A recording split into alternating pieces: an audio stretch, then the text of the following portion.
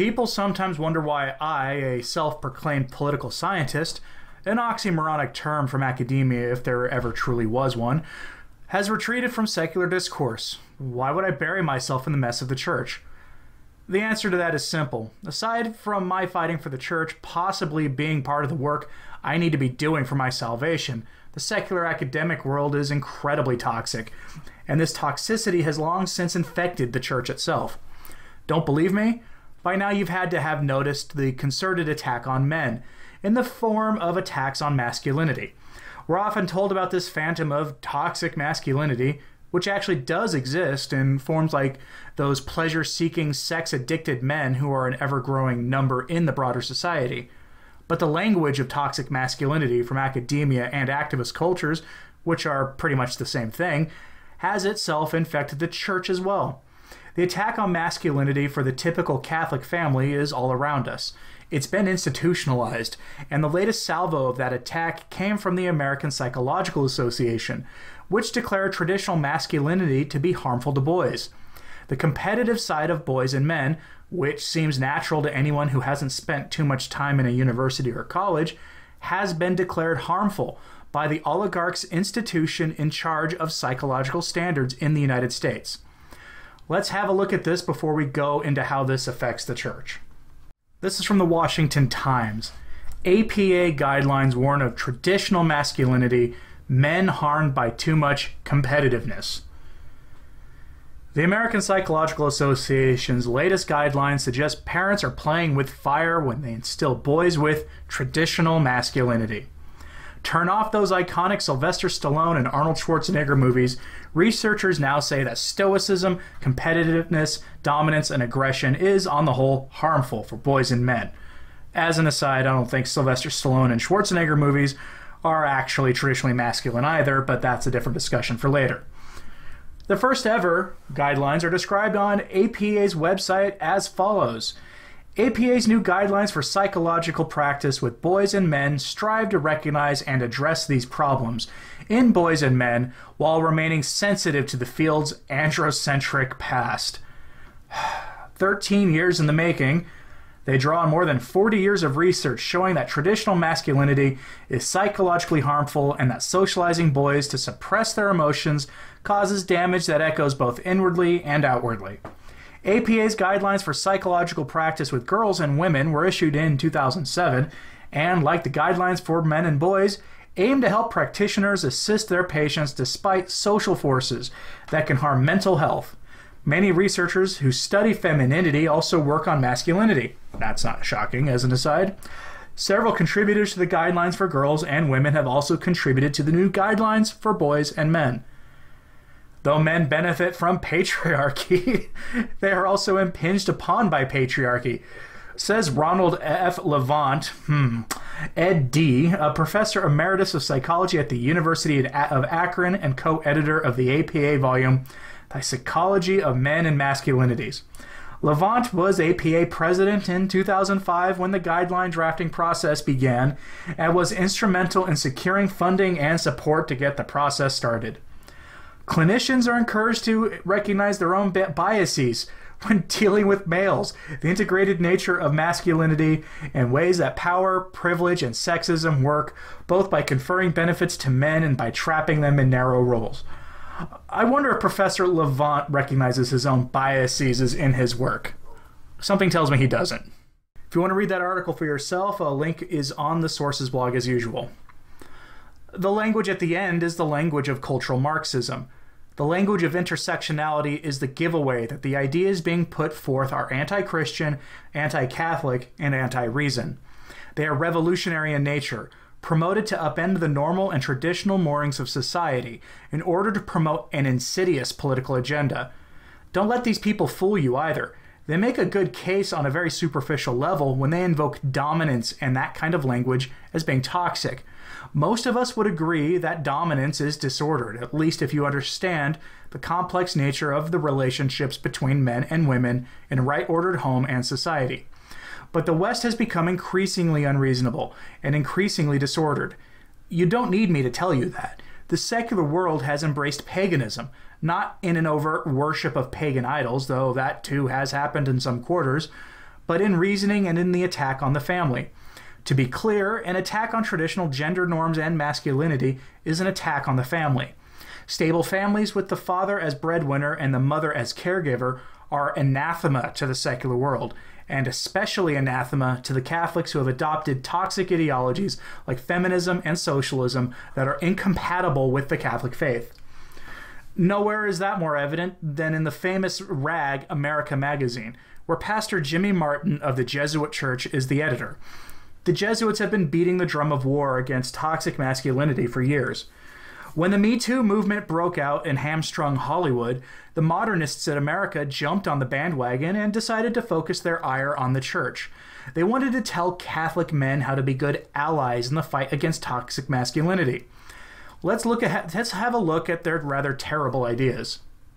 I'm a Jesuit. How should I respond to toxic masculinity and hashtag Me Too?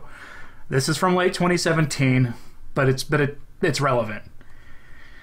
As a white prep school educated man, I typically live without the need to question the ways I relate to women, sexual assault, and gender violence.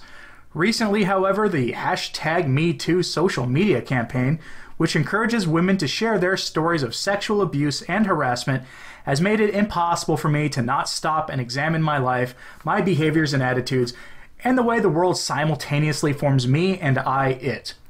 I learned toxic masculinity and dominance while attending a Catholic, Jesuit, all-male high school. I absorbed from my peers and my school environment a sense of entitlement and self-made prestige, a sense that others would and should absolutely desire me. I thrived on male-centric views. I was taught a constant need to compete, to conquer, and demonstrate how I am elite. Whiteness, class advantages, and male privilege intertwined to teach me that I am special and stand above others. I learned toxic masculinity from a broader culture that taught me to pressure, to coerce, and to expect. I learned that I am owed. I think back, painfully acknowledging that I expected women would want to date me, would want to be physically intimate with me. It wasn't until college that some of my female friends began challenging these subtle but dangerous attitudes. These same attitudes, however, still haunt me. I have since apologized to all of my former partners for being pushy, self-centered, or controlling. These apologies are by no means complete, but simply a starting place for reconciliation. Yet I have, even as a Jesuit, continued to fail.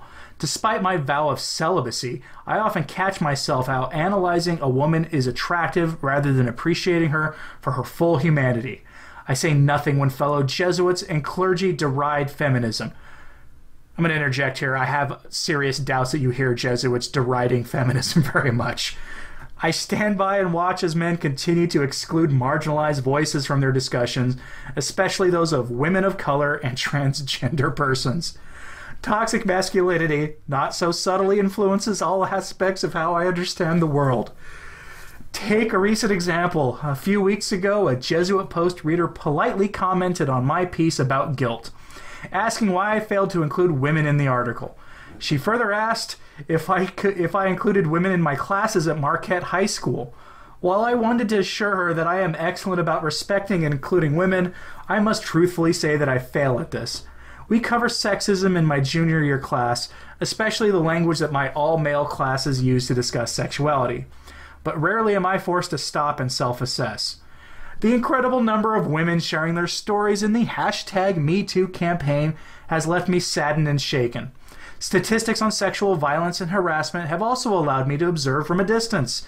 I have pain, but having never been the victim of sexual harassment, I cannot know the pain, frustration, hurt, and myriad of emotions that accompany these acts of violence.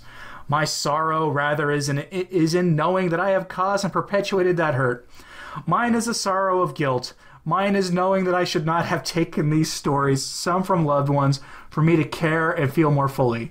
Mine is wondering if my vocation in an all-male religious community perpetuates that which I want to tear down. My sorrow is my conscience on its knees begging me to delve into my hardened heart, to open it to God and neighbor. I can't read any more of this without laughing, so if you want to read this for yourself, you know where to find the link below. I will just say that this is a wonderful example of virtue signaling if I have ever seen one. It's a sure sign of corruption in the Catholic Church when you cannot tell the difference between the language employed by the world and the language used by churchmen.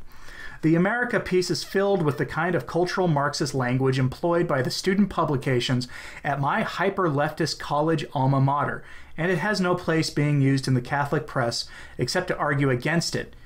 Yet we have a situation in the church today where traditional masculinity is under attack and has been for some time. The attack began when the church okayed the use of altar girls in the 1970s. It escalates whenever you see a prince of the church advocate for the ordination of so-called deaconesses, which will have no bearing on their historic role in the early church. On a societal level, we should understand the attack on men as an attack on civilization itself. Father Chad Ripperger describes this aptly when he says that men are being conditioned to be sissified, effeminate wimps. I describe the condition of society as a de facto matriarchy because the signs are there if you know where to look. The problem we are faced with is a growing disorder in the church and in society. For those concerned about a so-called rape culture in society, the disordered nature of interpersonal relationships is to blame, not traditional masculinity. And a traditionally masculine, celibate priesthood is not to blame for the crimes of effeminate, sissified men in collars either. What we desperately need as a church and as a civilization is a restoration of traditional masculinity and the celebration of the family and self-sacrifice that's needed to make families and the church function. We've traded in reason and order for a disingenuous egalitarianism that is itself toxic and revolutionary. And if there is one thing antithetical to the faith, it's revolutionary ideologies. Reject Catholic feminism, Catholic socialism, and Catholic secularism that is Catholic in name only. If you like videos like this, like and share this video and subscribe and click that notification bell below. If you're interested in supporting my work, there are various options in the description below, along with links to my Twitter, the Sources blog, and the Return to Tradition Facebook page. Thanks for listening. I'm Anthony Stein. Ave Maria.